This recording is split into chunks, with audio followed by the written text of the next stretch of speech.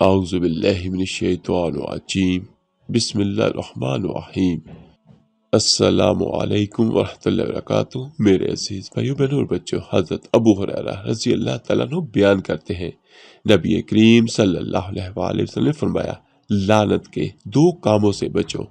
تو صحابہ نے کہا، اے اللہ کے رسول صلی اللہ علیہ وآلہ وسلم، لعنت کے وہ کون سے 2 کام ہیں؟ آپ صلی اللہ علیہ وآلہ وسلم نے فرمایا، جو لوگوں کے راستے میں یا ان کے سائے میں پخانہ کرتا ہے۔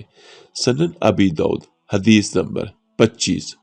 حمید حمیری عبد الرحمن کے صاحبزادے کہتے ہیں کہ میں ایک صاحب سے ملا جو رسول اللہ صلی اللہ علیہ وآلہ وسلم کی صحبت سے فیض یافتہ تھے، جیسے کہ حضرت ابو ہریرہ رضی اللہ تعالیٰ عنہ آپ کی صحبت میں رہتے تھے۔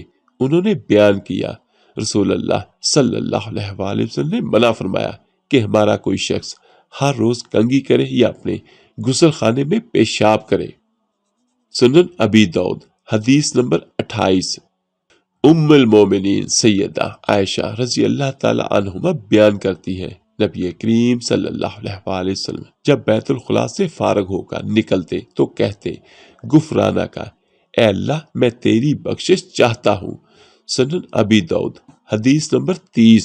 اور یاد رکھیے گا کہ بیت الخلاء میں جانے کی بھی دعا ہے اور بیت الخلاء سے باہر نکلنے کے لیے بھی غفرانہ کا کہنا بہت بہترین ہے، لیکن یہ بھی آپ نے تب کہنا ہے جب آپ بیت الخلاء سے باہر نکل آتے ہیں۔ اللہ پاک ہم سب کو ہر قسم کے لعنت کے کاموں سے محفوظ رکھے اور ہمیں بچا کے رکھے، آمین ثم آمین۔ اللہ حافظ۔